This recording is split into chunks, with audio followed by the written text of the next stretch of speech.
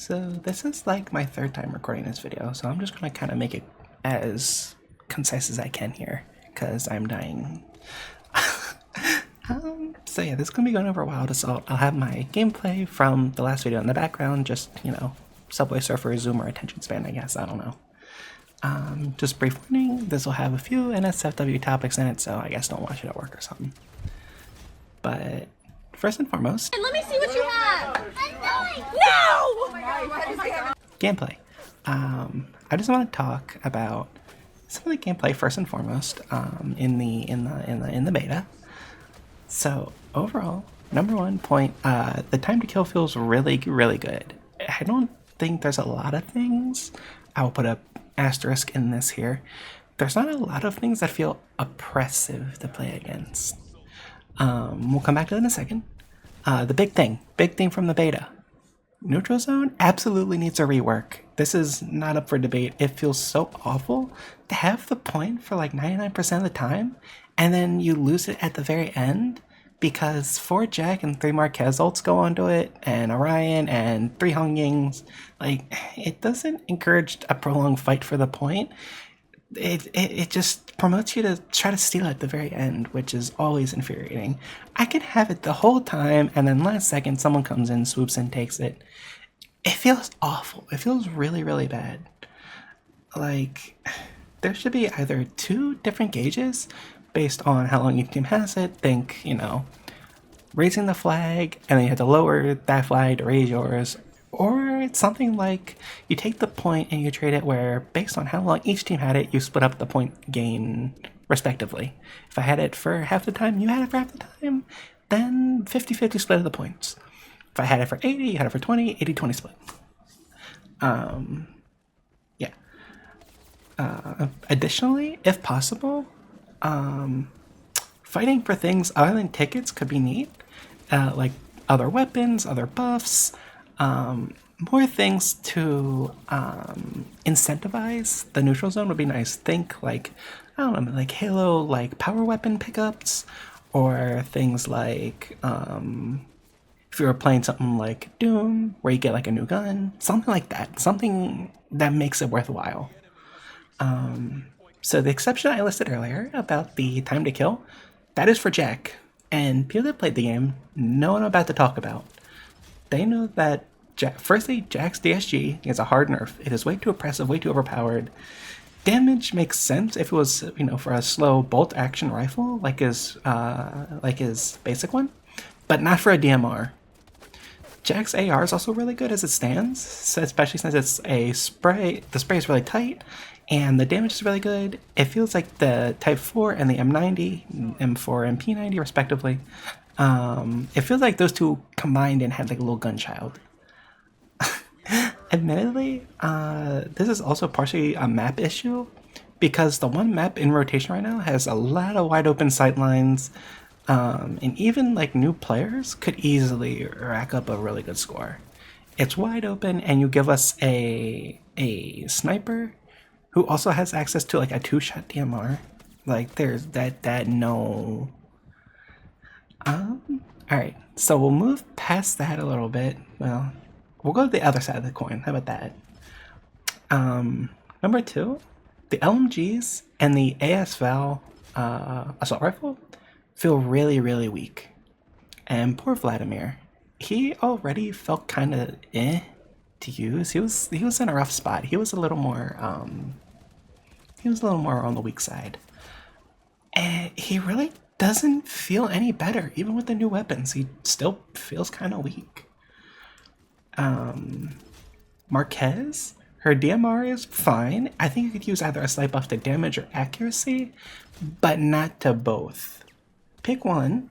Personally, I would prefer better accuracy, so you can just kind of poke away at somebody from a long range. But I would be open to a little more damage, make those shots count, as kind of thing. Fourthly, Ryan. Why does he not have the home defender, or the double barrel? He basically already has one when he ults, so why not just give him one to use normally? Like, let him have 2 double barrels or something. You know, let him have his main gun, and then when he ults, he has the other one. that would make sense. Then it's not too much of a departure from one playstyle to another. I think it'd be really seamless. Give him the home defender, please.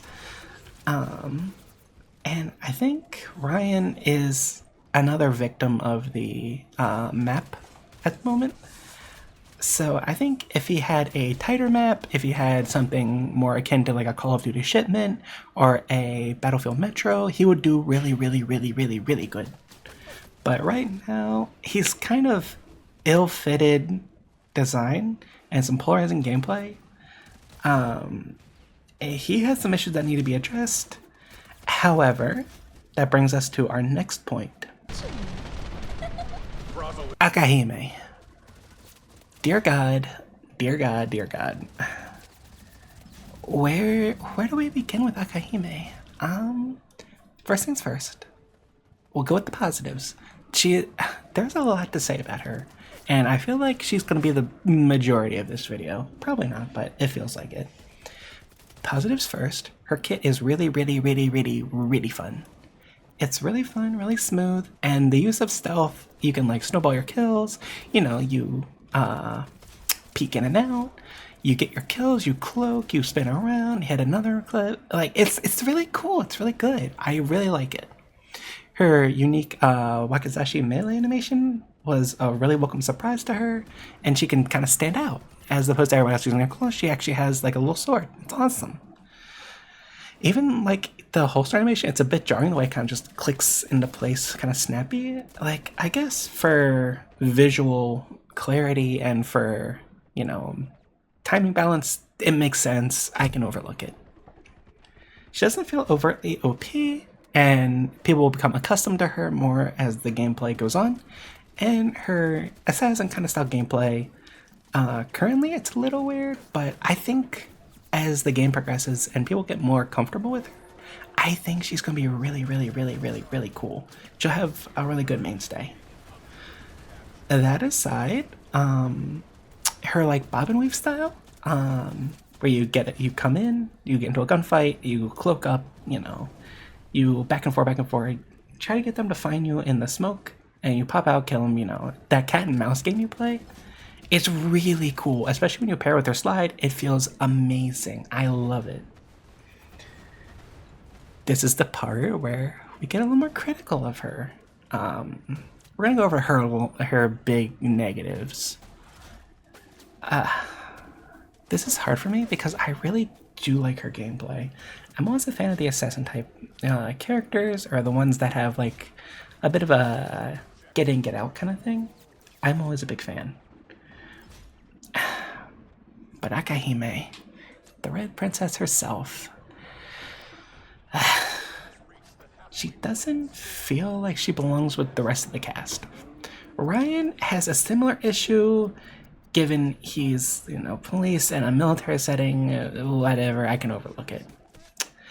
Akahime, on the other hand, just feels like horny bait. And it's okay to have a horny design if it's done correctly. There are characters that blend that sex appeal with cohesion in their design. And if anything, just either go for it or kind of reel it back. You pick one or the other. Her current state feels like a half-bake in between. And that's the direction. It all depends on the direction a team would want to take her. Sextus has a place in character design, and it can make a compelling character. However, she would benefit from a darker color scheme similar to everybody else if she's going to go for that stealthy kind of feel. She would fit better in overall tone and the theme of the game if she was that. Think someone like Marquez, who it was very clearly a community favorite. The first to be adult contented, shall we say. So she clearly has like that appeal. She has that appeal to her, but she's not overtly sexy. And she keeps that tactical aesthetic, which is really big. Akahime, on the other hand, just stands out way too heavy. I asked for a little bit of salt, and you dump the ocean on me. She's got that heavy bait, the bright whites and the bright pinks, the singular thigh high. Like, come on, man. it's just so aggressive, and I can't help but get frustrated with it because the design is so good. It's right there. It's right in front of you. You just gotta go one way or the other with it. Either send it, keep going all the way, make her sexier, go all the way, or reel it back in. Get like a cohesive design going on. In that more tactical aesthetic. I think that'd be awesome. She's way too aggressively trying to be the sexy girl character when sometimes the sexiness comes from the potential and the prospect of that sexiness, as opposed to outright, here's some titty, like you see here. Yes, I know. An anime girl talking to you about the characters being too sexy. But yes, so you gotta know when to play your cards on that one. To make a League reference, and I'm mentioning League, yes, I know, you can kill me later. There are characters where being sexy is their thing, and it works rightfully so. Evelyn, for example, is canonically able to transform into whatever you find most appealing and makes you an easy target. So her being sexy makes sense, and they send it on that. It makes perfect sense. On the other hand, someone like Silas, who was chained to the floor in a dingy prison for years, has a six-pack, and he looks like he's never missed a day to the gym. You didn't have to make him sexy, but you did. And that, to me, is the crux of Akahime's issue. You didn't have to make her sexy, but you did. And that's what I want to hammer home. I'm not saying, again, sexiness can't exist in a game like this, but if we're going to go the sexy route, at least make it make sense for the environment that they're in. That is the big takeaway here. However, admittedly, the horniness of the character, it's not the biggest issue when you listen to her voice lines. Oh no, her voice lines.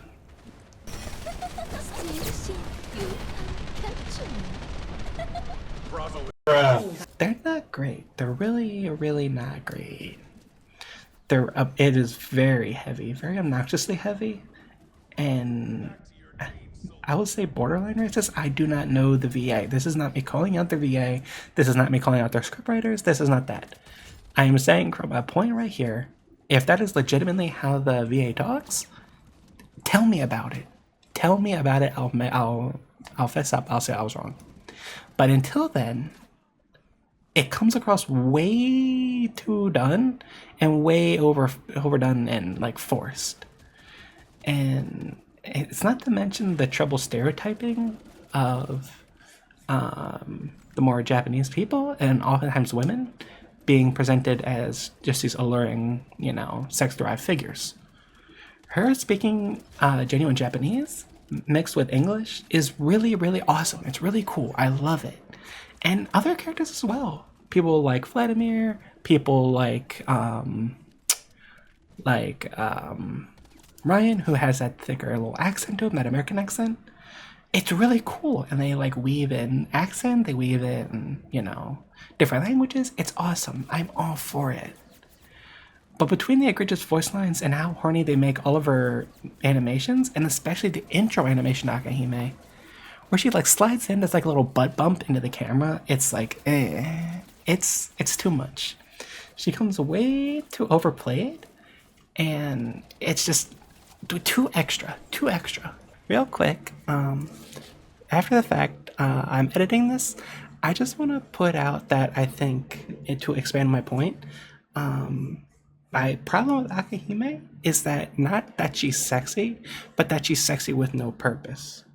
If you go all the way and made her more sexy, that'd be one thing, and then give her a reason to be sexy. Otherwise, I would say reel her back into being more in line with the thematic of a war setting. So I just want to clear that up and put that to rest. So yes, that's it. Bye. Now, a female shinobi existing in a historical evidence is a little weird, but whatever. And you could make a more of a spy thing work. and have a femme fatale thing, you know. But a femme fatale, or even spies posing as civilians only to surprise their enemies, is something very much more seen in pop culture. And bracing for either Akahime could make her more of a cohesive, more cohesive character, and more better fit into the game, and level out some of that stereotyping. Now, to preface, whole model and design changes may be too large and ask for a small indie team like Combat Cat, and I have no doubt, even if the team sees this, not much can be done. However, if I may swing for the fence, I do want to pose a possibility of changes that could be done to help her design. I'd also like to thank my friend Saris for this. Big shout out to her. She helped in some of these design ideas and some of the scripts, so I really appreciate her. Thank you so much. So if you look for the former, a more badass, deadly kind of design for her could work as a proper femme fatale. Maybe some black and pink instead of white or white gray or neutral brown, something like that. Something to more blend in a little better, that more tactical idea. That would be a really interesting, good kind of route because it's more akin to like a motorcycle leather kind of accessory. Something we see admittedly a little too much of when it comes to like spy movies and things like that, but it works. The concept works. It's some things that are it's meant to get dirty, it's meant to get beat up, and it still looks sleek and clean. Her current design is not that. It looks like one spray of dirt and it's all ruined, and she can't go to prom this year. So I think if you can accentuate that go fast, you know, slide around, get dirty kind of idea, you can accentuate the scrappier, ready to fight version of her. If you look to the latter, and you want that more harmless, civilian appearing Akahime contrasted with like a cold calculation precision, that could really help her be more dynamic in the sense of if you don't want to make her like tactical, I think is that term, you can go and swing wildly the other way into like that extra sexy appeal and go for like a sex worker angle. I'm not saying to make her an actual sex worker. I'm saying you can make her appear so. You know, she's the kind of like fish out information, you know, and then when you give her what she wants, then you're dead. Think like Kev from Rainbow Six. It's a very sexy appeal, but she has that stealthiness to her. She's really good at what she does. She gets information. So I think just to kind of wrap it all up, she just needs to be a bit more than just eye candy. And as a stand, she's unfortunately flying a bit close to the sun for either side. Like, she doesn't pick a side. She's sitting on the fence between what she wants, and it comes out a bit half-baked. All right, massive rant on her aside. Let's get into some of the wants. Please, please, please, please, please, please, please, please, please, please, please, please, please. So some wants. New characters as a whole, I think would be really awesome. But since we just got Akahime, it's not a pressing issue at the moment.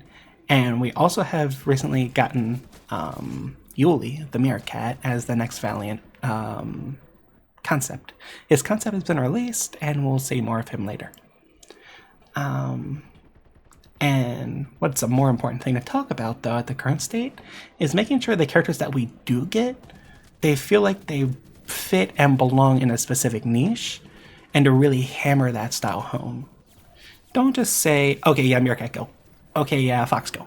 Okay, yeah, Bird, go. Put a little more into it.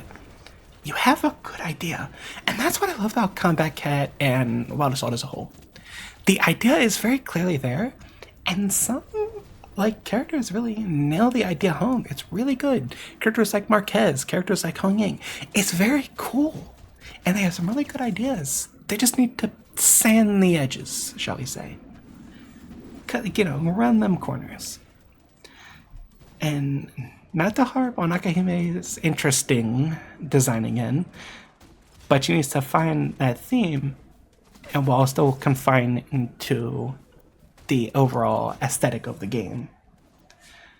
Hong Ying is very clearly like a medic-inspired, you know, Chinese roots, which works, especially for a rabbit. Ryan is CQB, and he might be a little out of place because he's more based on American police rather than like a military thing. but it kind of fits, you know, and he fits that niche. That's the important thing. He fits the niche really well. If moving forward they can nail down designs and fully encapsulate a solid idea better, I can foresee a lot of quality characters coming to the game, and they just need to take their time and really hammer out a solid idea and not just pop them out left and right, as I said. And I'll give one more thing, one more little note, and then I'll shut the fuck up. New maps win. The current map is fine, but as mentioned earlier, it feeds more into making Jack a mainstay and keeps out players like Ryan, players like Vladimir. They're a little more eh. Long sight lines and wide open gaps make Jack very strong, like very, very, very strong. It is impressive if I see a game with less than 4 Jacks in it. And it just feels so bad running across an open field with no cover, getting your head ripped off. It's not fun. And as I was saying, it kind of feeds that, you know, love or hate for Jack, and that love or hate for Ryan, because they're just two sides of the same coin. Long range, you got Jack, he's going to kill it. Short range, close combat, you got Ryan, he's going to kill it. And again, as I mentioned, I think a Battlefield Metro or a COD Shipment style map would be really, really awesome. Some with close corners, but something with that you could still snipe in. Like, don't completely neuter Jack, and that's not what I'm saying. I'm saying bring him to everyone's level. Bring that level to about the same for everyone. Yeah, but something I would encourage some silence for sniping, or would encourage close corners for SMGs or shotgun play, rather than just the pure DMR spam that we had in the beta. It was so oppressive, and I know Combat Cat knows that. I know they know that. I feel like that was the #1 issue people complained about out of the beta. That DMR was so goddamn oppressive, and a big part of that is because of the map. And I know this will be fixed in due time, and likely when the full game releases, there will be more than one map and there will be more modes, but it needs to be said in its current state. And so I'll leave you with that, and hopefully I can at least impart some of that, and hopefully Combat Cat hears that. So yes, I just want to make that known. I do not hate this game. I absolutely love this game. And the reason why I've come up with so many things to kind of harp on here, despite half of it being Akahime, is just that I really like this game. This game's awesome. This is like the Battlefield style game we've needed, but haven't gotten in so long. And it's so refreshing to see this kind of spin on it, and I absolutely love Combat Cat, and I love what they've done here. So the reason I make these points is because I'm really grateful for it, and I really want to see this game thrive. Just, those are the big things in its current state, and yeah, I promise I'm done ranting. Have a good one, everyone. I'll see you in the next video. Stay tuned. Got Robot Space Lesbians coming up next. So have a good one, and I'll see you later. Bye-bye.